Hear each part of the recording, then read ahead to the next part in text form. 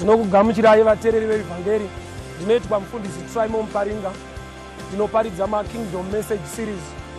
Donzo redu nderekuti vanhu pfungwa dzavo dzivandudzwe vave neunderstanding yeKingdom yaMwari. Nokuti nhau yeKingdom nderelationship, ukama hwemunhu naMwari.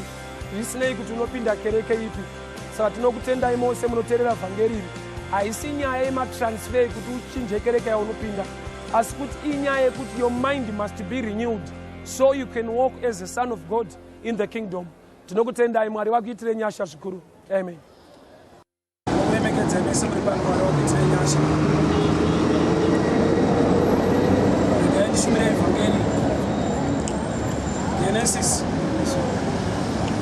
Genesis chapter 7. Genesis chapter 7 from verse 4. Let me start from verse 1. And the Lord said unto Noah, Come thou and all thy house into the ark. For thee I have seen righteous before me in this generation.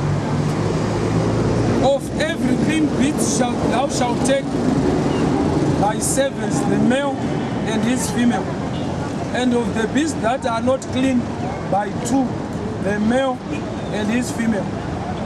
Of fowls also of the air by sevens, the male and the female, to keep seed alive upon the face of the earth. Verse 4. For yet 7 days I will cause it to rain upon the earth 40 days, 40 nights. Every living substance that I have made, I will destroy from off the face of the earth. And Noah did according to all that the Lord has commanded him.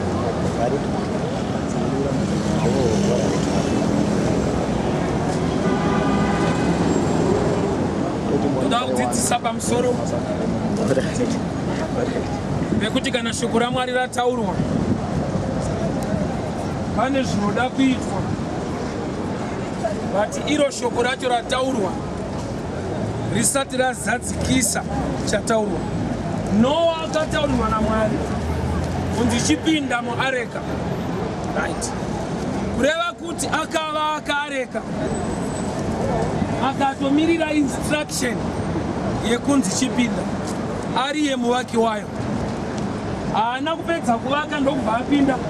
Bhaibheri raburitsa pachena Genesis 7 verse 1 kuti after he completed kuvaka areka yacho, the ark, Mwari he was commanded by God to enter into the ark.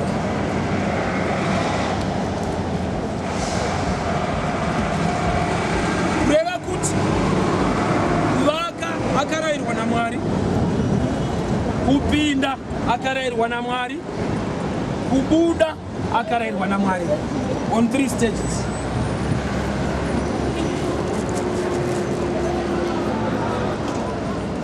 Zvino Mwari ndokubva vati kana wapinda after 7 days I will bring a flood upon the earth. So which means iye paakapinda flood haina kuuya kusvika the 7 days arimo akagara achimirira the flood arimo. That period ndoyandoda kushumira, nguva yekuti wanyatsoita the right things muna Mwari, but zvawakamirirawo kuti Mwari vachiita mulife yako havasati vazviita. Saka I know kuti in that period pane vanhu vanouya kwauri nemamwe mashoko, vanhu vanotaura zvavanotaura chichaita kuti urambe wakasimba. Ndochandautaura in my life ndakazviexperience. Mwari vandidana kuti ndive mushumiri. Ndakatanga kufamba muvision sekutaura kwaMwari, zvakavimbiswa naMwari muvision muministry yacho zvisati zvasangana neni. Ini ndakafanofamba kuti ndisangane nazvo. Kureva kuti handaigona kumirira zvinhu zvacho nokuti zvinhu zvinoitwa kusanganikwa nazvo. Regai ndiende kuna Matthew 6:33. Bible robot, first seek the kingdom of God and his righteousness, and these things will be added unto you. In other version, you know that, and things will follow you. Word rekuti follow rinoreva kutero. Sekuti kana ndakamira pano murume uyu akauya pano kamera, he is not following me, he is coming to me. Zokerai. But ini ndikatanga kutora step ndichienda uko akaita the same action yaita, he is now following. Abuda I'm coming, I'm following. But ini ndikamira, you come to me. But ndikatanga kufamba, he is following me. Saka concept ya kingdom, they could, a man must start to take a move of faith before the word of God and the promises of God will follow him. Chino chinokutera ndokunge iwe uri mu motion. Saka chinokonzera kuti uwe mu motion usati waterwa ndofe. Without faith you can't please God. So faith, it's a movement. Yemuna ari kuimba na mwari wacho asati aitirwa zvinhu na mwari wacho. Now let me repeat this one. The faith move, munhu ari kuimba na mwari wacho nyangwa asati aitirwa zvinhu zvacho. Kureva kuti faith haigone kuoneka kana uri type inomirira kuti zviitwe. Kureva kuti unenge usina kumira mufaith, unenge wakatomira kuti atanga aita. Right. So faith, it's a movement inodena kuita kwa Mwari. Saka Bible does not seek the kingdom and his righteousness, and these things will follow you. After seeking the kingdom and his righteousness, pane path yaunotanga kufamba mahiri for things to follow. Saka zvinizo zvakanzi zvinotera zvine meso ekuona kuti wafamba here kana kuti wakamira. 2 Kings chapter 4. Mukadzi nemwana wake pavaidurura mafuta mumba, mukadzi paakati chinipa chimwe chitini chekudirira, mwana paakati zvapera, mafuta akabva amira. Kureva kuti mafuta aya anamatirwa, ane anointing yekuramba achiwanda, but ane tsika yekunzwa kuti mumba vari kutaurei. Amen. Pavakataurirana kuti zvitini zvapera, mafuta akanzwa ndokubva amira. Kureva kuti mafuta aitova interested ne conversation in the house. Amen. So Noah anopiwa instruction yekupinda muark before the flood.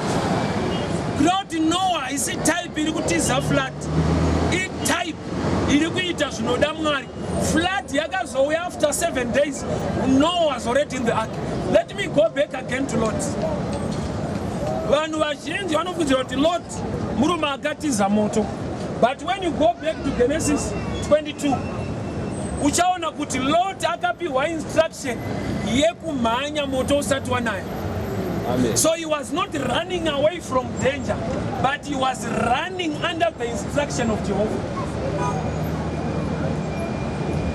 Noah paari kupinda muark, he is not running away from the flood. God commanded Noah to enter into the ark. Sakupinda kwa Noah, instruction ya Jehovah, haisi running away from danger. Ndoda kumuritsira picture kuti pese panoitwa zvinhu uchiita naMwari, he is interested kukuona uchifamba ma instructions ake, kwete kufambiswa ne situation yako. John chapter 6. Jesu asati awanza chingwa, anoudza vanhu vadzidzi vake taurirai vanhu vagare pasi. Vanhu havasi kugarira chingwa, vari kugarira Jesu ataura.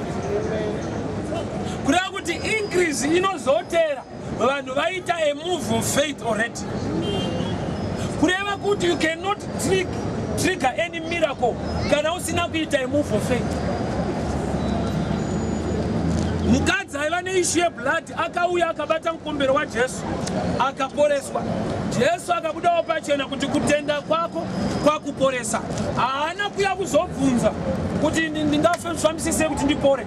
but ane move yaakaita yakaconnecta healing yake. Whenever you want things from God, it's not God who is going to start. Oh, let me preach.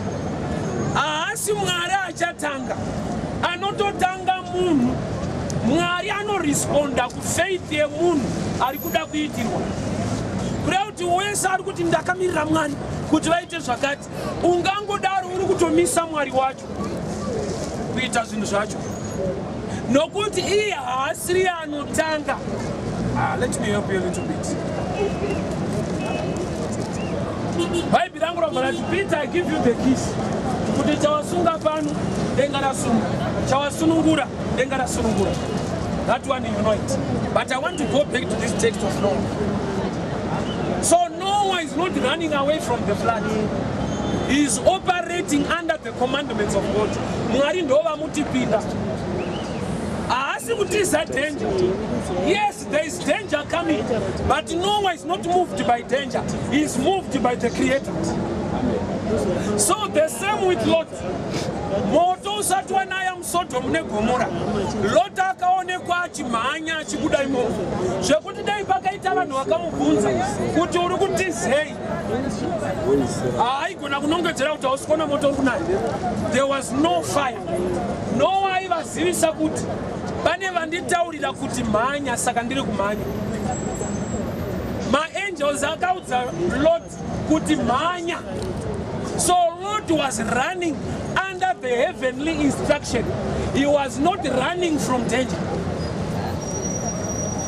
Going on the move of faith, you don't move because of problems. You move because you fear God. So God will clear your problems. Amen. Let me help another dimension. A move of faith. Asi Mwari anotanga, munhu ndiye anotanga. Chikonzero sei munhu achifanirwa kutanga. Mwari vina akatangirwa nemunhu. Iye akatendeka zvokuti haarevi mbeu. Saka zvichinzi munhu ngaatange nokuti munhu haana mashuwa. Mwari akati apa ndichaita zvakati. Haashanduki.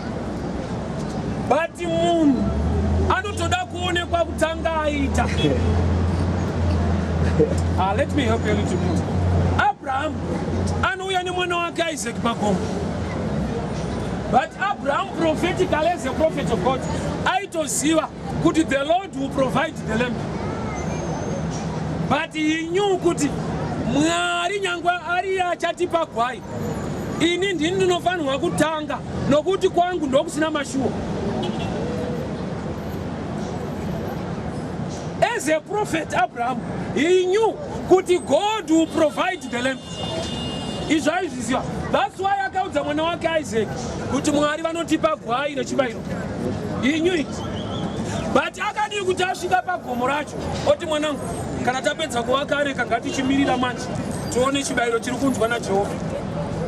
Akaziva kuti Mwari uyo akatendeka harevi nhema. But kusaidi kwevanhu ndokuchine nyaya. Munhu anotoda kupuruvwa kuti ari kutenda nenyaya dzacho. Saka Bhaibheri richiti kutenda kusina mabasa kwakafa. Kurati kutenda kune mabasa anoratidza kuti munhu anotenda. But in other words, get this one right. Kune mamwe mabasa zvakare anotaridza kuti hautende. Kutenda kusina mabasa kwakafa. Kurati kutenda kunofanirwa kuva nemabasa. But kwane mamwe mabasa anoitwa nemunhu anoburitsawo pachena kuti haatende. Let me give you a scripture for that. Vadzidzi vaifamba naJesu goti paraida kunyura nemunhu. Vakaenda vakamutsa Jesu. Amuonere kuti taakuparara. But vasati vamutsa Jesu vane zvavakaedzawo kuita kusvika vazoenda kunomutsa Jesu. Kurati zvavakaedza kuita vasati vamutsa Jesu mabasa ekuda kuzvidifenda. But mabasa iwayo ndo akataridza kuti havatende wavainaye. Saka vari kumbotisaya ivo vainaye. Action yekumboburitsa mvura iwe una Jesu anogona kutaura nayo. Inyaya yekuti unenge waita trust by effort than wawinaye. Saka basa basa ravakashowa rekumboburitsa mvura yaiva mabasa anoratidza kuti havasi kutenda wavainaye. That's why pavaitomumutsa vakati hamuone here kuti taakufa, kuda kuti havana shuwa kuti anozvifambisa sei, chavaingoziva kuti pano panofamba. So Noah apedza kuvaka ake anonzi pinda. Kurati kupinda kwaNoah haatarise kuti mvura yacho yapadhuze. He is under the instructions of God. Just like Lot, kubuda kwake mSodom neGomora haisi nyaya yekuti moto waakunaya. Before the fire came down, my angels akataurira Lot kuti iwewe buda. So he went on to run, not from danger, but running under the instruction of the heavens. Amen. And this is your life yako. Chawakamirira Mwari kuti vakuitire. But I've come to tell you this secret. Ungangodaro uriyo wakamisa Mwari wacho anofanirwa kukuitira. Nokuti there is an action that shows kuti you are waiting for such thing. So Noah ndokubva apinda mareka. Mwari ndokubhaibheri robva rati. Then after 7 days, the flood came. I want you to understand this. In 5 days, there was no flood and no sign. And he was already in the ark. Day number 1 to day number 6, anga ari muareka nemhuri yake kusina mvura yanaya. Without public opinion mafungiro ako, vanhu vaifunga sei vasina kuvaka naye. Kana vanhu vakati kure vechikuru vaigona kunopinda muareka, vombogara naye pasi vombomuonesa kuti unenge wakamhanya hapana iri kuiti. Munoziva here hama kuti nguva iyoyo mulife yemunhu anonamata Mwari anomboitendera kuti ivepo, yekuti unenge wakamira uchiziva kuti ndaita zvinotaura Mwari, but Mwari haasati andiitira zvaakavimbisa. Vanhu vochizouya vachikuti haufa nekunamata kwako. Strength yemuKristu haioneke nekubuda muproblem, inooneka nemamiriro aunoita kana uri muproblem. Let me help you. Strength yemunhu anonzi muKristu haioneke nekuti akabuda munhamo, inooneka nokuti paaiva munhamo aiitei.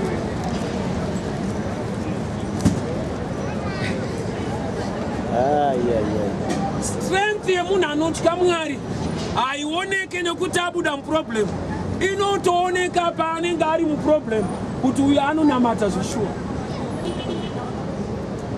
So Lot and Noah vane nguva dzavanopiwa ma-instructions avanofanirwa kuteedzera. Yet there is danger coming. Kureva kuti vakateedzera ma-instructions ava, then God will perform something. Let me help you a little bit. Exodus 14, verse 16. Exodus 14. Vanhu vanofesa Red Sea, Moses obva aparidza kuvanhu kuti stand still and see the salvation of the Lord. Moses obva anamata kuna Mwari. Mwari obva vati, tell my people to go forward. Mashoko ewaya anetanga anopikisana kuti Moses audza vanhu kuti mirai muone salvation yaMwari. Mwari wacho obva ataura futi Moses apedza kuti vanhu vamirirei ngavafambe. Saka kana vanhu vachiri vadiki pakuverenga Bhaibheri vanoti wazviona rinozvipikisa. Let me help you a little bit. Moses paati, stand still and see the salvation of the Lord. Vanhu vakatonzwa standing yeEnglish. Ndakati ndo problem ine vazhinji vedu. Unonzwa Bhaibheri negrammar kwete nespirit. Yeah. Saka uri subject to error. Waiting upon the Lord. Ukatora waiting in English, kumira. But when you get into the spirit, akusi kumira, kumirira, whilst doing what pleases the Lord, to do what you are waiting for. Iri bukura Bible, really beyond the grammar. It's a spirit. It's a spiritual book. shoko raJehovha bhaibheri harisi matli mugrama. Ndakambonzwa mumwe achiti kana ukadzidza Greek unonzwisisa bhaibheri musha. That's a great lie. Kune maGreek asiri kurinzwa. Shoko raJehovha hauverenge kuti unzwe, unoverenga kuti paune zvaunenge wanzwa uziviswe. Let me repeat again. Hauverenge bhaibheri kuti unzwe. Ukangoverenga uchinzwa chete unokuwara. But ukaverenga woziviswa pamusoro pezvawanzwa naMweya Mutsvene unopona. Saka munhu achitofanirwa kuzodzwa kuti agone kushumira. Nokuti kushumira hakusi kunzwa bhaibheri, kuziviswa pamusoro pavo zvaunenge wanzwa. Amen. Anyone akavhura bhaibheri anonzwa. That's why murume akatumirwa Philip naMwari kuna bhuku raActs chapter 8 aitoriverenga, but he was not understanding, not hearing. Anga asinganzwisise kwete kunzwa. Understanding nekungonzwawo chete zvakasiyana. Saka Mwari ndokubva vaona kuti shasha yakafunda. He was a treasure from Ethiopian eunuch. Saka munhu aiva well educated, zvekuti aigona kuverenga in English or in Arabic or in whatever dimension, but he was failing to understand. Why? He had no spirit to understand. This one is a spirit word. Let me go deeper. Neimwe nguva Jesu ndobva ati kuvanhu, anodya nyama yangu nekunwa ropa rangu iye anopinda umambo hwekudenga. Zvanzi ipapo he lost a lot of members. Vanhu vakati ndoya witchcraft manje. Chikonzero vanhu vangavanzwa zvaangataura. Ndozvaangatotaura kuti anodya nyama yangu nekunwa ropa rangu ndiye anopinda umambo hwekudenga. Vanhu vakati tsano pano hapagarwe. Yaakutaura murume uyu witchcraft. Kunwa ropa remunhu isusu hazviite. Isu takainga kunamata kwete zvokunwa ropa remunhu. Jesu vanhu vapera kuenda ndokubva aendawo kuna Peter akati, ko iwe uchiri pano indava? Peter ndokubva ati, muri kutaura mashoko eupenyu. Kureva kuti Peter haana kunzwa language yataurwa, anzwa the revelation pamusoro pelanguage yataurwa. Jesu anga asingareve kuti torai banga mucheke mudye, but kune vakanzwa sekudaro.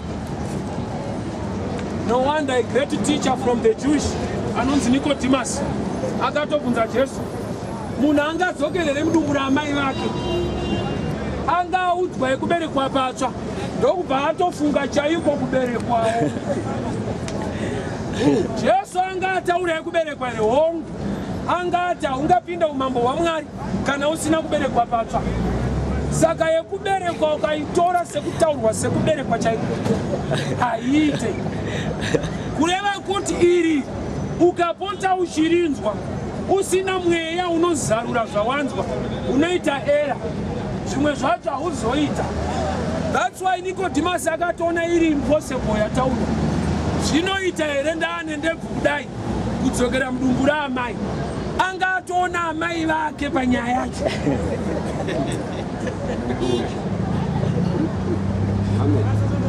Why? Anga anzwa zvataurwa kuti kuberekwa. Kuroti panotoda nzeve dzemweya dzinoita kuti unzwe zvazvinoreva kudarika zvataurwa. So Noah was commanded to enter into the ark. Akarayirwa naMwari kupinda muareka. Mwari ndokubva vati, kana wapinda, after 7 days I'll cause the flood to come. Which means ndakuexpose for 6 days to the public kuti imbokutsvinyira paproject yawakaita. For 6 days vanhu vaigona kuuya muareka kuzotandara, wotomuoneka kuti takuenda kumba, makafunga kugara mubhoti, tinoonana. Ipapo ndopakataridza Mwari kuti Noah is a man of faith. Yeah. Pakumbogara muareka mvura isiko. Faith yako ngaimbooneka zvinhu zvacho zvisati zvaita. Ndoinonzi faith. Yeah. Usati wapiwa chauri kuda naMwari wacho. That's where we can see that we are men of faith. No wari mwareka for 6 days. Chamupa kugara imomo kuziva kuti Mwari zvaakataura ndizvozvo. Amire 6 days ari kunze. Oti alright mati direct 7 ndoba ichanai. Akatoona na ipapo ndichapinda ipapo. Rekaini bonoti zviri sei. Time yaakagara mwake 6 days before the flood. Nekuti flood yakauya on the 7th day. So in 6 days without a flood, those were the days Mwari paaiona kuti this man is a man of faith. Faith haioneke pakuvaka areka, no. Haioneke ipapo. Inooneka pakuzogara yapera mvura isati yauya kuti unowirirana neakataura zvinhu. Unonzwa? Pane imwe yaunofungidzira kuti faith. For example, kana munhu achirwara anoda kupora. Kuda kupora haisi faith, ichoice. Saka uchizoona kuna anotorwara kana matirwa apore. But zvinoita kunge zviri nyore kuti ari kurwara anofanira kuva nefaith yekupora nokuti chinhu chaagara ari kuda. But choice nefaith zvakasiyana. Choice nefaith. Anorwara anoda kupora, murombo anoda kupfuma, ane nzara anoda chikafu, haisi faith, choice. Saka kungorowa nenzara utanga uda chikafu, iyo haisi faith, choice. Faith ine action yekuti denga rinoona. So a lot of people, they confuse choice and faith. You can be sick and lacking faith to be healed, but having a choice to get well. Samwari hasi kuzomuvwa choice kuti unoda kupora. Nyaya healing, it takes faith to connect yourself to the healing power. Kutenda ndokunokuconnecta kusimba raMwari, kwete sarudzo kuti ndofanira kupora because urwere hwakaipa. Dai choice yaiva iyo faith, dai wese anorwara akapora. Yeah. Dai wese anotambudzika akagara musha. Nokuti wese anotambudzika chaari kunyanya uda strike kugara musha. But nemadiro yese iwani hazvisi kuita. Amen. Sei choice yashaiwa simba. Chinhu chine simba to move things on your behalf is faith, not choice. Kutenda ndokune simba mu spiritual realm to move things more than the choice. Uri kuda kuva nemari, kuda chete. Yes, asina ndozva anotoda kuva nayo. But unotaramba asina iye achida ndochandiri kushumira. Kuti choice harisi simba. Kungodawo kuti dai ndangoita mari yangu nhamo yanyanya. Kudenga hazvina zvazvoita izvozvo. But muproblem yako panoda kuonekwa a move of faith ya more than choice. So Noah kuwanikwa nemhuri yake vari muareka mvura isiri kunaya vakamirira kuti inaye. Izvozvo ndo zvinopleasa Mwari kuti this man is under my command. He is not afraid of anything. He is afraid of me. Kutya Jehovah ndokuvamba kwezinhu. The fear of the Lord is the beginning of wisdom. Let me help you. Vamwe vedu havana the fear of the Lord. Vane the fear of the problem.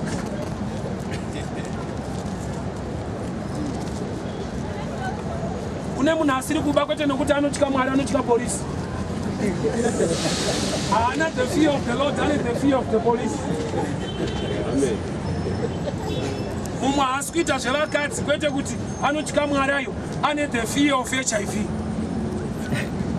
Amen. Ndakanzwa mumwe achitaura kana zvanzi takaura kana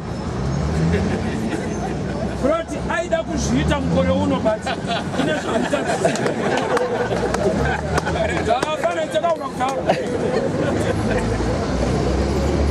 kuroti ari kutya zviriko mazuva ano dai zvisi kwai kuratidza kuti tiri maritaji chena.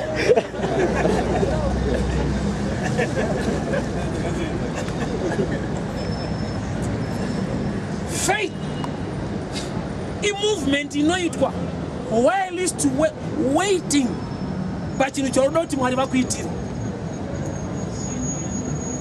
So faith nechoice zvinhu zvakasiyana.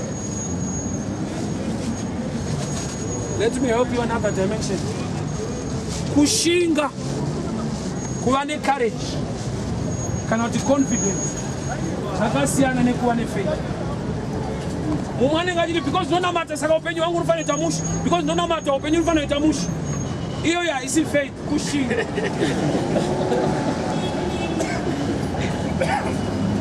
Yeah, faith is a sensitive issue. Nokuti vamwe vanofungidzira kuti vanayo. Handonamata sazvifanira kushova kufamba, hazvifanira kudai, because ndiri munhu anonamata stereo, zvofanira kudai. Iyoyo haisi faith, confidence in the Lord.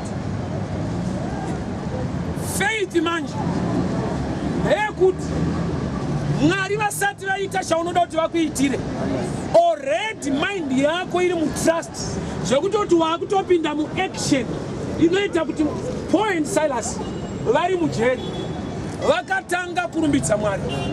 Chavapa kutanga kurumbidza Mwari inyaya yekuziva kuita kwaMwari. That praise and worship ndo yakatriga kuti masuwo eSouth-Africa, but avana havasi kuimbira kubuda, vari kuimbira kurumbidza anoburitsa. Amen. Nokuti vane chinhu wani chavanoziva kuti mukuru uyu haafarire kuimbirwa nevanhu vari pataiti. Saka kana tiri pataiti ngatiimbe iye achaonawo zvokuita. Yeah. Let me show you something. Daniel wari mugomba reshuka. Mambo vanouya mangwana nodongoreroti. Daniel, Mwari waunonamata akurwira here. Daniel vanoti kudini? Mambo raramai nekusingaperi. Izvozvo ndo zvakaita kuti abude. Haana kuti shuwa Mwari andirwira bari chiona zvekuita. Singangochinja moyo. Daniel mind yake yanga ichinyatsoziva kuti kana Mwari ambondirwira all the night, safety yangu ine guarantee. Amen. Chapa vanhu kutya majaindi ari muKenani, a lack of revelation. There was need yekuti Mwari aise majaindi muKenani. Why? Majaindi ari muKenani vari kufanoshanda zveku clear land. Imi mamusvike muchinorova magomo. Mwari akaemploya majaindi kugobora nzvimbo yenyu. Dai akaisa vanhu vakaonda maisvika vashanda pashoma. Munoziva kuti imba inogarwa nemunhu kumusha haiwire mukati, but ukavaka imba yako ikaita makore isina akapindamo unosvika yakawira mukati. But hazvina kuti munhu akagara mumba anopota achibata denga. Aiwa, ndinoda kuti undinzwa. Imba iri kugara munhu kumusha haiwire mukati, but ukavaka imba ukasiya wakiya unodzoka yakawira mukati. Zvoreva here kuti munhu aigara mumba aipota achisumudza? Kwete. Presence yemunhu inoinfluensa denga kana ari pa right place. Roof inotoziva kuti mune munhu muda kudonherera.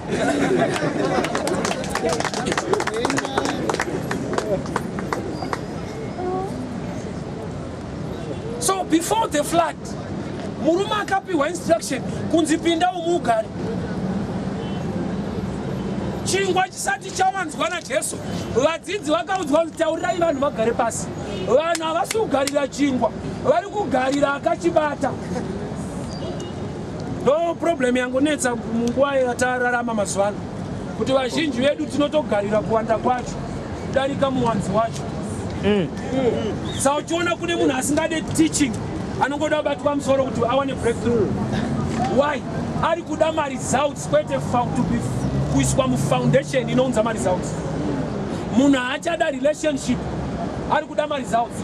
Nokuti panyika it's possible kuwana results outside the relationship, but those results will never please you. For example, azvireva kuti ukarorwa ndopa unova nevana, unogona kuva nevana usiri pamurume, results emeredi. But vana vaunowana usiri pamurume havayevedzi, vanotemesa musoro. Amen. But vana vaunowana uri pamurume vanokufadza. Saka it's possible kuva nevana usina kurorwa, yes, but it's painful for the future. Saka it's possible kupota uchinamatirwa zvako zvichiita, but it's a trap for your future. Nokuti hauna foundation yekutya Mwari, uri munhu anongoshandirwa chete. True deliverance, let me hope.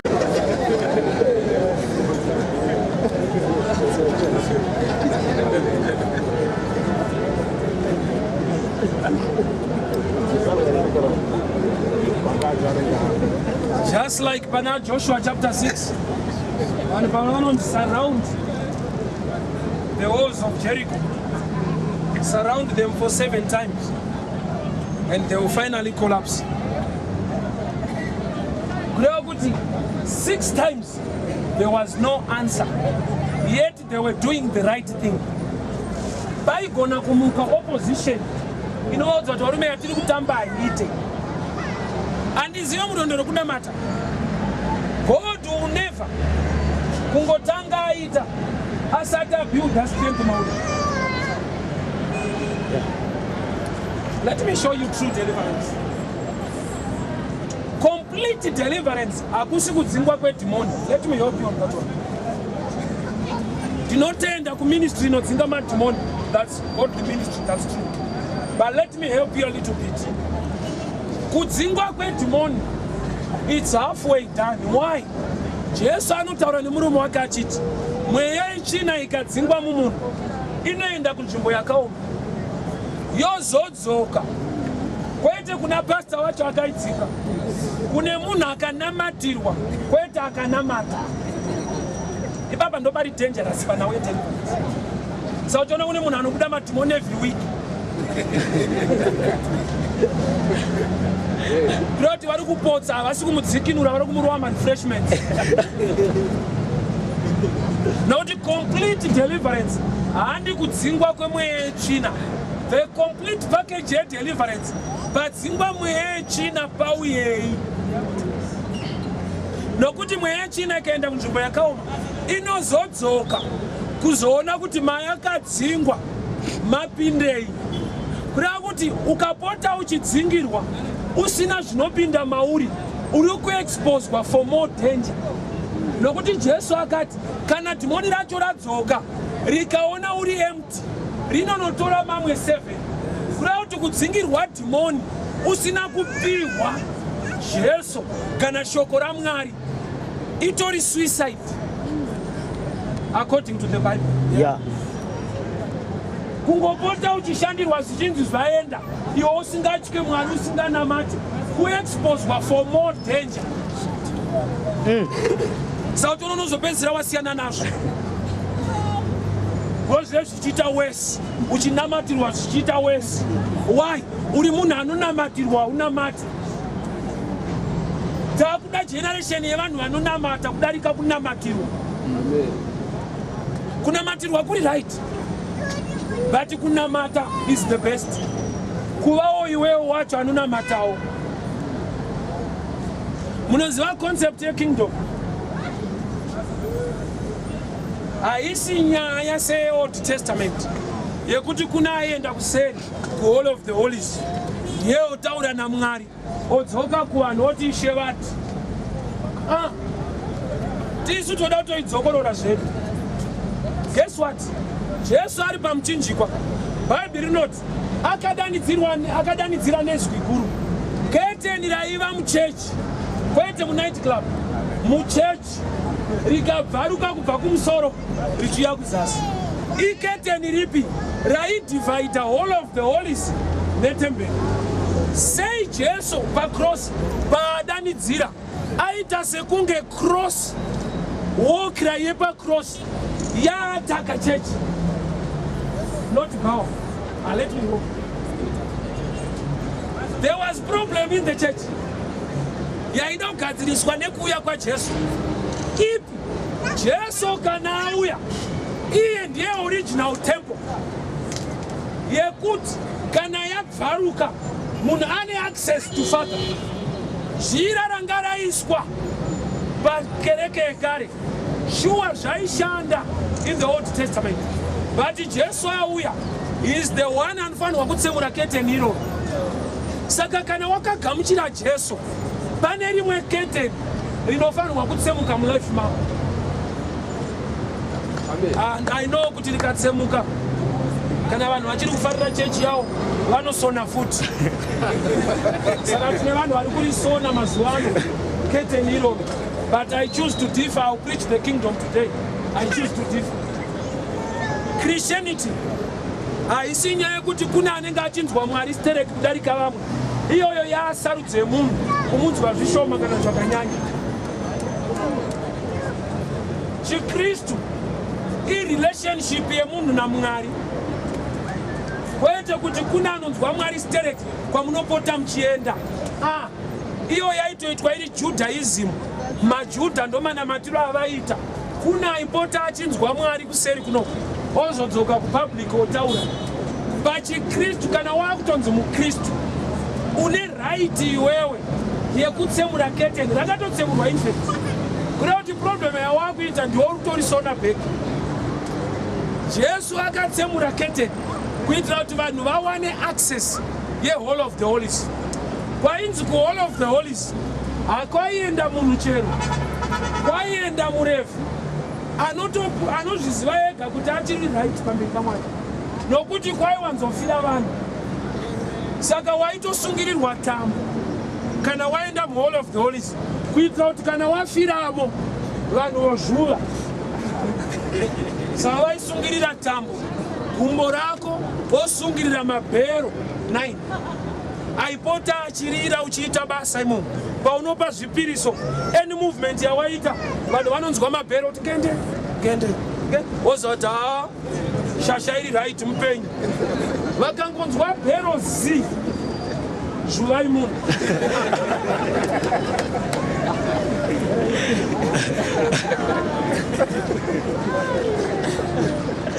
Kureva kuti tambo yaivabatsira kuti varege kumiririrwa nezvisina basa zvakafira mukati. But New Testament haigone kuoperata netambo yacho as a revelation. Vanhu vari kulidwa nemunhu akatofira mukati. Old Testament system waiti ukaenda uri mambara zvako, white collar uri tsotsi zvako, woti rega nditaure naIshe mukati, waifiramo. Saka kana wafa vanenge unenge une tambo, vanhu vakanzwa bhero ranyarara kurati waibuda zviri rafu,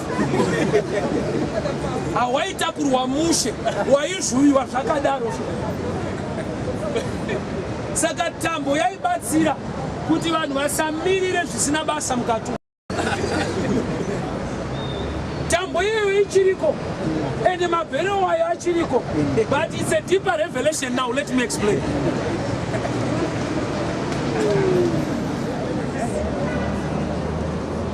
Mafruits are Holy Spirit. Though I represent one mabhero aisungirirwa pagumbo. Say aisungirirwa pagumbo because the move of the Spirit of God, you move with the gifts of the Spirit. So the 9 gifts, the 9 fruits, anenge akasungirirwa pagumbo as mabhero.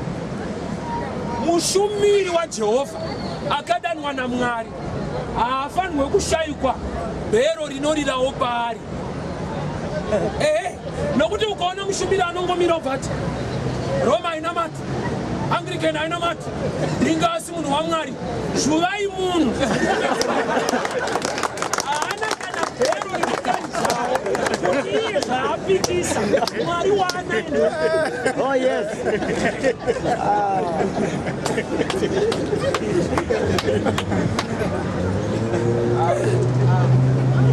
Old Testament hawaigona kujuta, waifiramo, ende wafa vaiva neraiti yekuzvuva.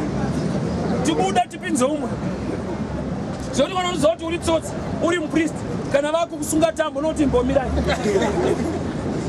nokuti unoziva kuti zvinouraya. So those fruits they must show. Nokuti inzwa kana uchifamba nemweya waMwari zvemweya unozviwana. Let me help you a little bit.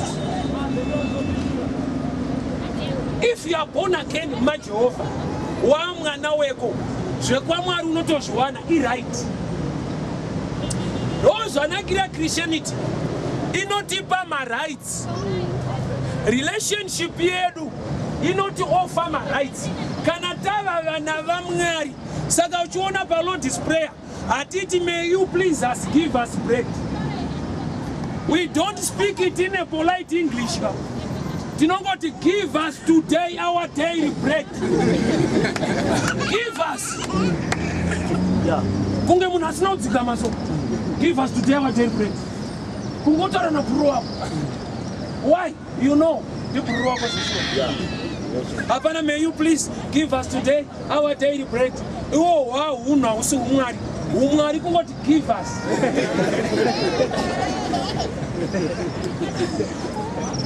Say munati give us. Asina kuti may you please.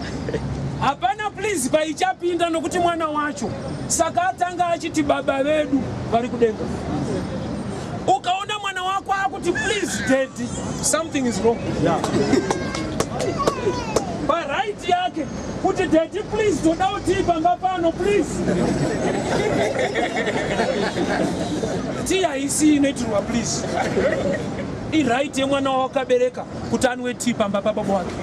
But ukanzwa mwana akuti please daddy tungokumbira iri tea daddy please. Kana wewe baba zvinotokushungurudza kuti asi pane chaari kuona unge handisikuita musha. Why? You are in a relationship. Pane mamwe mawords anodzimika nokuti you are now in a relationship. So Christianity is relationship. And the relationship yedu, we are not servants, we are sons. Sons of God. Hatisi varanda, tiri vana vacho. Prodigal son mentality yaakaita ndo yaiva wrong, but direction yaakatora yaiva correct. Zvingangodaro zviri pano kuti direction yawakatora yokuya kuchechi iri right, but uchine problem ne mentality uri mu right direction. Takaita kuti adzokere kumba kwavo hakusi kuda baba, kuda chingwa, nokuti anga arohwa nenzara ari nyika iri kure. Ariko ndokubva afunga kuti kumba kwababa vangu kune, kwete kuti kuna baba, kune zvakati zvekutoti varanda vekwedu vari kutodya izvezvi ndichiziya. Kuti muthinking yake makanyanyobata my servants, not the sons. Yes. Haana kuti vana vamudhara vanodya, akati nyangwe varanda vekwedu, kureva kuti akava nementality yeuranda. That's why uchiona paakadzoka aita kunge semunhu anonzwisisa iye atorasika. Zvanzi baba musanditore semwana. Unoziva kuti irafu iyo udza akakubereka kuti hausisina mwana. Mushando wako asi mwana wako unomurwadzisa. But kwaari aitoti apa ndinenge ndanyanyisa zvininipisa, musanditore semwana futi, nditorei semuranda. Iye mudhara aitodza vanhu ndine vana 2 iwe wakutomudaka. Saka mentality yake yanga iri wrong, but direction yake yanga iri correct. Ndo zvanetsa muchechi nhasi kuti munogona kuuya vanhu vakauya ku right place, but vane wrong mentality in that place. Baba vari kuudzwa nemwana kuti musanditore semwana. Kubva rini mwana achiudza baba maitiro? Kureva kuti ma problems, ma challenges anopedzisira akuita kuti ukapinda muprayer upote uchiudzira Mwari zvekuita. Zara yemurova ndokubva uya musanditore semwana, nditorei semuranda. Ko kana adzoka chimirirai kuti muridzi wemba anoti kudii kwete kuti munoona kuzotonga futi adzorwa nenzara akuudza munzara zvinoitwa iwo wakunozomutorawo semwana wapana itorei semuraka tsano kana madzoka dzikamai mudhara achiri kutonga pamba pake iye ndiye anoziva kuti woita sei nemwana adzoka kwete kuti mwana adzoka ndiye akudzidzisa baba zvinoitwa kuna adzoka. No problem yema-challenges akanyanya kuafecta hauzouya muprayer honoring God. You come in prayer as a boss to God, forcing him to perform something. Zviratidzei nokuti kune vari kukuratidzawo kuti kuda kwenyu ngakuitwa nononge inononotsa unotoda kuti kuitwe yauri kutodawo iwewo kuti zvinhu zvacho zvibatane. Push iyoyo inobva pakuti wasuffer too much. Saka ukasuffer too much unoluza kingdom mentality. Nokuti kukingdom hakuna anosuffer. So when you suffer you lose the kingdom mentality and you gain a slave mentality. Zvekuti kumba ungangodzoka hako but unenge wakutoda level ya servant not as a king. Nokuti kwawakararama kwakakugadzirira mafungiro. So the boy came back home. Baba vanga vari happy. But mukomana matauriro ake akona nditora semwana. Ingondipai chingwa chete muchinoona semuranda. God is now interested in bread more than relationship. And iziva akainga breakthrough akasainga kunamata Mwari wacho anopa breakthrough. Ungangodaro wa prodigal wasvika. Nokuti nhau ya prodigal son haana kuitwa prodigal ne distance. Uprodigal huru mentality. Even paakadzoka he remained prodigal. Aitoda kukorektwa iye ari pamba. Baba kwakupinza mwana adzoka malessons kuti aiwa atidaro tsanga muchiri mwana wepano. Mwana haudze baba zvekuita pano. Baba ndo vari kuda kutiita zvakanaka kumwana wawo. Toda kukuraira mombe, tokupa rin'i, tokupa masandols. Handizvo zvaaitarisira. Why? Poverty yakamupa kutarisira zvidiki. Zvekuti dai akapiwa chance yekuti chikumbira zvauri kuda aigona kugumira pachingwa chetu. Hapana paizoturayai mombe hombe. Baba vakamurayira nzombe huru. Kureva kuti dai baba vakamubvunza kuti zvawadzoka todii anga asingataure mombe yakakura. Aingoti kana huku iri nani semunhu adzokawo somongondinyarawo nekachingwawo kana 3 maslices semunhu akakukanyaiso. Rega ndikudzi nyasha dzaMwari dzinodarika mafungiro anoita. Give God a chance to prove his mercy upon your life. Yes. Don't tell God what to do. Worship God and you do what he can do for you. Unoziva here kuti murume anonzi Job anetswa newakaipa akazowana a double after trouble. But chamboita kuti agona kuramba akamira muna Mwari during the trouble chii. Nokuti zvakaitika kuna Job kuramba wakamira pana Mwari hazviite. Saka itori nyaya inofanirwa kutoparidzwa. It's not easy kuti vana opera kufa, pfuma yopera kuparara, oramba uchiti Mwari ndimambo. Kureva kuti hauchashandisa brain. Nokuti common sense inokudza kuti zvaramba Mwari wacho atokumakawo newewo. But chakapa Job kuramba achiti Mwari ari right chii. Nokuti mai Job vanga vazvitadza vasiriwo vari kurwara vanga vatoitadza. Ari kurwara anga akatoshinga kudarika asiri ukwenyu. Mai Job vakaenda vakati tsanga rambai Mwari mufa tikai Mwari. Ivo vachitoziva kuti hapafenini panofa iye vaida kutoti iye atofawo zvake. Vakanzwira munhu tsitsi zvekuti aifanirwa kufa iwo achisara. Ndo anonzi mai Job iyo. ukarora iva wakuwara. Aya. Nokuti Satani achienda kuna Mwari akati, Jobho anokunamatai nokuti makamupa zvinhu. Nditenderei nimbomutorera zvamakamupa. Jobho ndokuchairirwa zvese kwakusiyirwa mukadzi. Saka veunomubvunza mukadzi anga amupiwa nani?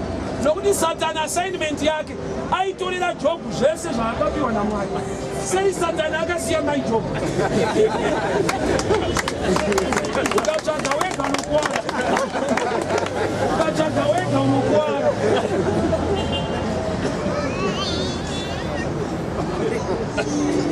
Rodi Satani aitozoti izvo anopiwa naMwari manje.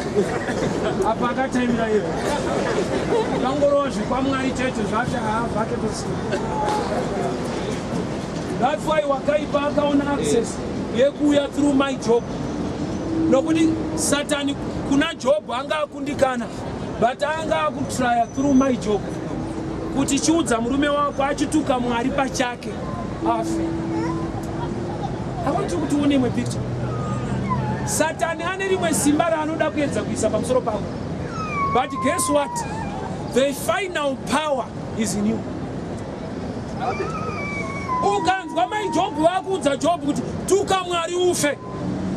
Aida kuuraya Job Satani. Lati Satani akundikana zvekuti akutovimba naJob wacho kuti pamwe ndianga zvikoni. Kuti pamwe akatuka ari yangourayiwa ariyo.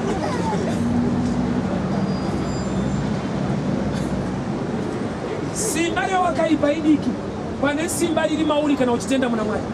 Amen. Look at Haman na Mordecai.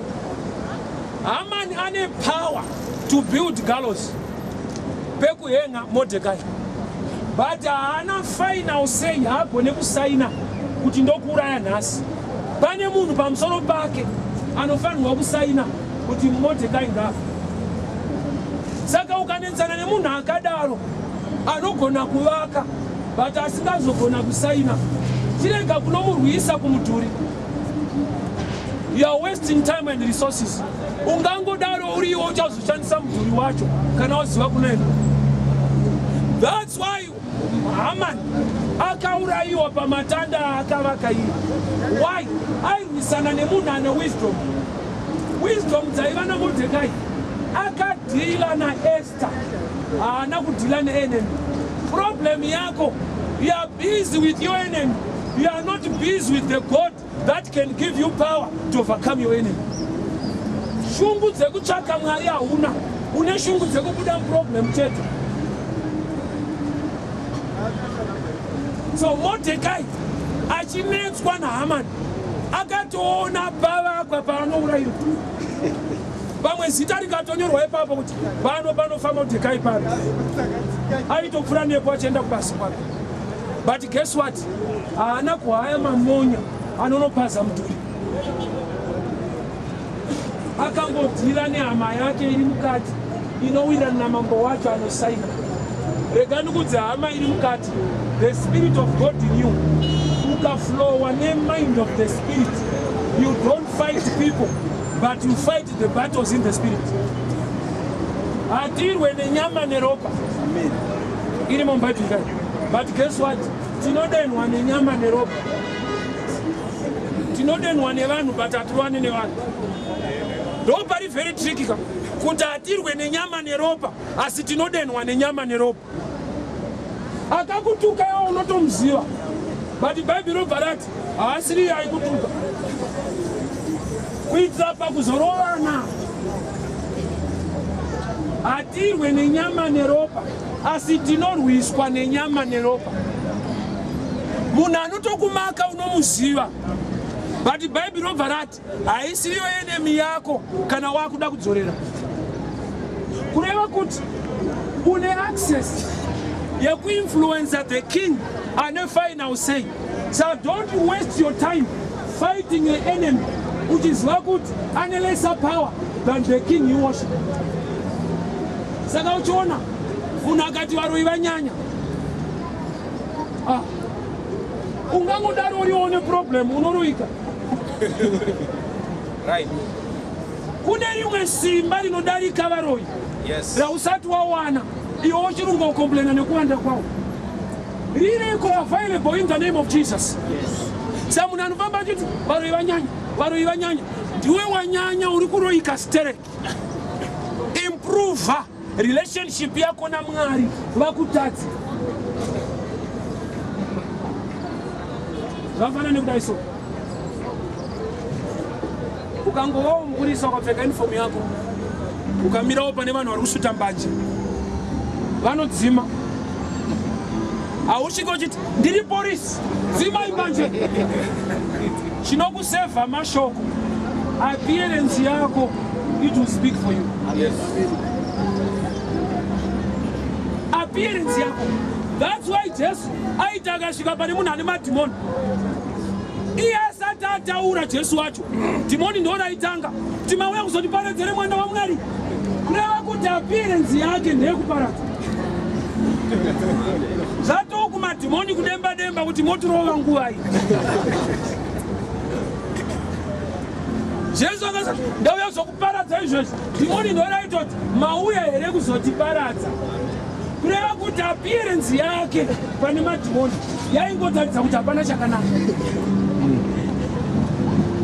Life yako muna Mwari, strength yemunhu anonzi muKristu inooneka mamiriro aunoita Mwari asati akuitira chawakamirira. So Noah akapinda muareka mvura isati yanaya Mwari vatomuti pinda, saka Noah haasi kupindira mvura ari kupindira Mwari wacho achanayisa mvura. Ivo problem wakapindira church nyaya yezvinhu kwete yaMwari wacho muridzi wezvinhu. Vanopinda muareka nekuda kwemvura vangangopinda pamvura isiriyo. Saka uchiona kunamata irelationship naMwari anokupa simba rekubudirira. Kunamata irelationship naMwari wacho anokupa simba rekuti upenyu huwe hwakanaka. But kwaabuswa manje kune vari kunamata kuti vabude muproblem kwete kuti vawirirane neanopedza maproblem. Kunamata hakusi kuhaya lawyer. Lawyer haadi iwewe, anoda mari ichabuda panyaya yakaitwa newe. Kana uchikuwa kuti lawyer anokuda ndinofamba kuti ndine lawyer wangu repa wonoudza lawyer kuti ndimirire ndakarepa woregera kuziva kuti munhu wawakarepa muzukuru wake obva ati wakarepani otsanangura uchaona kuti haamirire vanorepa.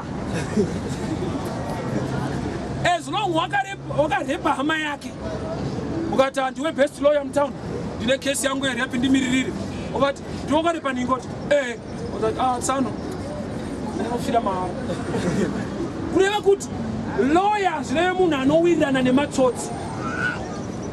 Lawyer isi profession yekuencourage macriminals. Kuti lawyer anomirira vese vanoita mhosva haamiririre mhosva, anogadzirisa pakaitwa mhosva pamutongo kwete kuti basa rake nderekuti akaba asende kuchechi. Concept yonofauspiti wapera kutsana kumusha dai zvaidaro there was no need yekuisa law kuti hakuchabiwa. Why? Wese anenge aba you look for a lawyer.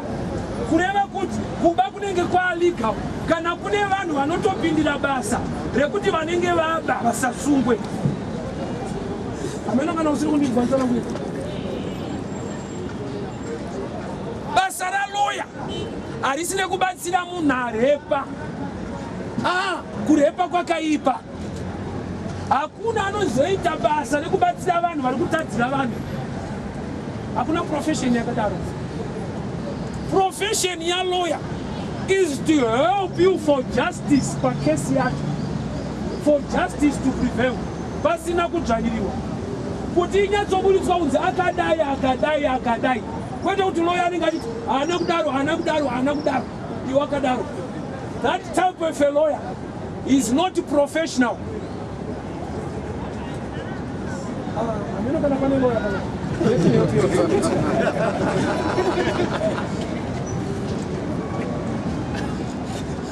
So kuna matamngari akusi kuita sekunge kuhaya lawyer anokuburitsa mu problem. Kuna matamngari kuwirana na mwari wacho anokupa simba rekubuda mu problem. Uye achikunatsa kuitira kuti usafambe nenzira yakakunzira maproblems. Andifunga kuti kune lawyer anozogara nemunhu pasi kuti next time usabe unenge wa client ukabaka wana akakumirira newe kana pakuba kwako unosununguka kuti ndine muchinda wangu. Asatoona munhu anofara kuti ndine hamaporisi. Indaikuziva kuti anenge achifara kuti hama yake mupurisa chete. Gamba chinoita kuti afari anoba. Saka anofungidzira kuti chakapindira hama yake kuporisi kuitira mabiro ake iwaya. Tanditoona security cars. Na security cars.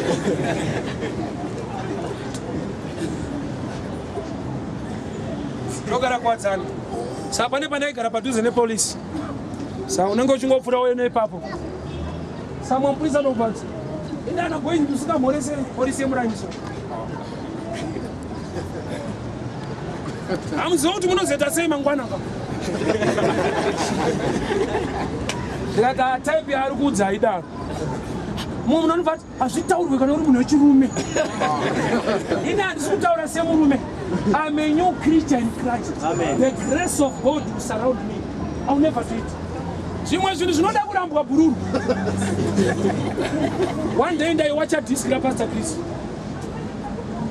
Pastor Chris ndobva vati I'll never be broke again in my life. Munhu andaiona naye disc ndobva andikwenya. Zvikanzi hazvitaurwe.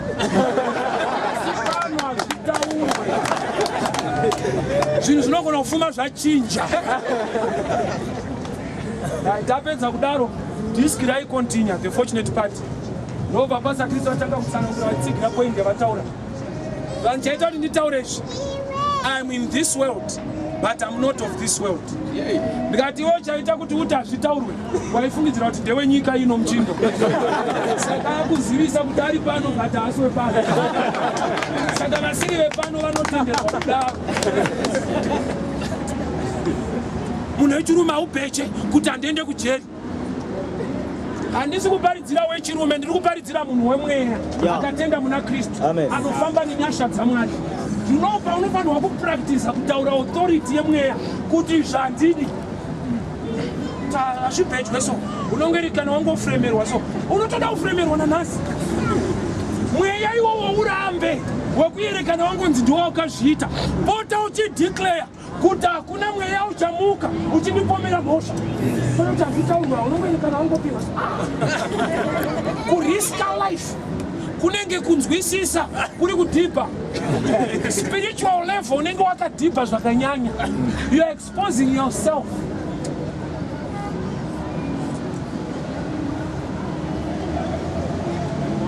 Hazvinongerekana zvaitika somukurarama. Hazvipedyo zvinhu zveupenyu. Bhaibheri rangu robva rati you shall decree a word and it will be established. Yes. You shall decree a word and it shall be established. Why? You are a king. Amen. Hausi muranda, ndo inonzi kingdom yaMwari. We are all kings. Ma kings vanonzwisiswa nekutaura authority. Yes. Advantage ina king. Akaita sekunge abreaka law, anenge atoseta imwe. Aikas. Red robot. Napindwa tichiona. Ukavura mhai wekoti panoreva stop. But it's a new law for the men in authority. Yes. Ake ma red ma green. It's a new law. He's color blind. Atomboziva kuti anochinja. Maroboti anochinjira isusu. Kune vamwe kana akachinja anozvaita. Why? Level yaari mu authority. Amen. Any change will never change him. Yes. All life yemu Christ. I don't understand that I'm a king. Whatever is changing in the world must not change you, but only the word of God must change you. Amen. Mamirire zvino asi vanokupusha. Kwandiri inini ndinekasani kangu ndikasvika pared robot. Makala anotochinja zveshuwa. But kuna president atombozati rachinja rapapi. Kungoti akomana handei. Iro rinotovhunduka kuti tiri kuchinja wani but wari namo ngaivhunduke zvako zvichiita. Amen. Why? You walk in authority. Aye. Practice to walk like a king. Practice to speak like a king. Zvinotodzidzirwa nokuti when you are born again, waberekwa pacha, all things are new. Ando zvinotaura. Saka zvinhu zvinyowana uzvizive. Unodzidza zvitsva.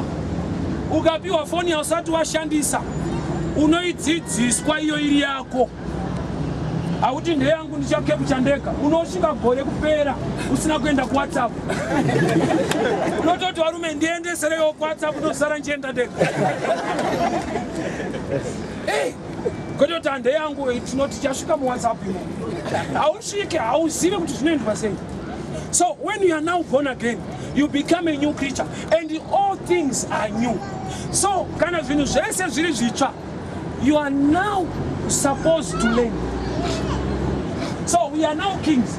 We are moving from a slave mentality to kingship. Tiri kubva muuranda tichienda muumambo.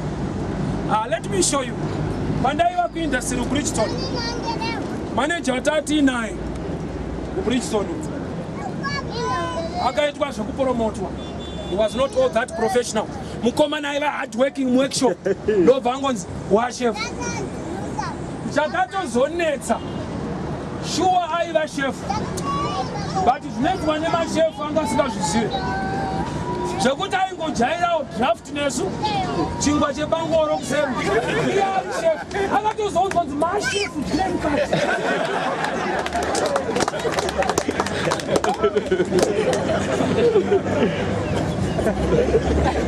Nokuti movement yaitika it is so quick zvekuti he needs to learn where he is now. Unoziva kuti kambani yakatomudza kuti aya mabhachi ari kupfeka haite uri manager pano. Pane juzi nayo yana workshop rarakapera ndoro akaramba achiuya naro amanager. Varungu vakati ndimanager mani munhu mudzei kuti juzi iri ndere muworkshop harite kuma. Mentality yake ariko aitoti kwandaya kuno kune mari zhinji ndakukata makost. Gamba mari yacho ngaimbokata dzimwe nyaya futi usati wakata makost. The lifestyle yawapinda mairi is a new dimension. Amen. Let me show you something. Komana asati aroora tinoita kuti amhanye ukwereta mari kuda kutsvaga mari kuti anoroora ari kunyanyomuvha neinonzi imagination. Haana reality. Ari kuita kufungidzira kuti ukaroora wana madhamu wako pa10 momboenda kutown modzoka mobika moenda kumafirimu modzoka. Saka imagination chete. Vakaroora vachitomuudza kuti tsano mirai.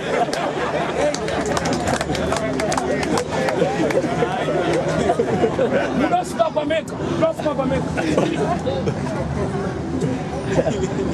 Picture yaainayo haisi original. Why iri kucreatwa neimagination. Saka tiona ana tezvora vakati ngwari vakakona kuti mhanya uchida kuroora vanoti gara wabvisa kana hafu nokuti vanoziva kuti kana wanaye kupedzisa nokuti unenge wakupedzisa dambudziko rako kupedzisa zviri kukunetsa. Saka vanotoziva kuti haupedzisi gara watoti. So muimagination ndo munorohwa munhu faster. Nokuti mureality unenge wako zvekuti vachiti mukuwasha pedzisai ungangodaro uriwo wakutoti dai manitora munhu wenyu yakauya iyoyo it's okay torai munhu aichada.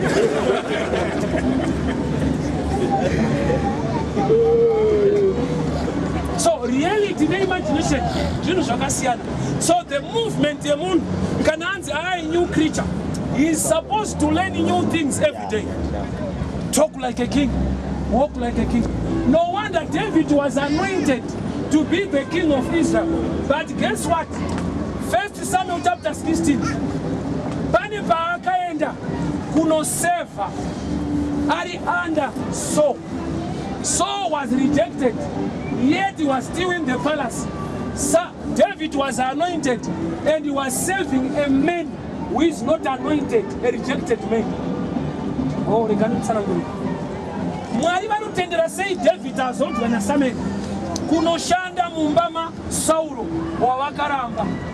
Secret ndei dimension yekuva a king after anointing. It looks simple, but to handle kingship values, it's a process. Kungonzi wa pastor zviri nyore kuita zvinoitwa na pastor mutambo. Yeah. It's easy kuti akupromota wa manager, but unofanirwa kuziva kuti umanager kudii. Iyo chaunongofunga ndikapromota ndopfidzisa munhu. Kambani iri kuda profit wodopfidzisa. Unokonza kuti nebasa kambani isiri kuita profit uchingopfidzisa nokuti hauna kunge waziva kuti level inoda zvipi.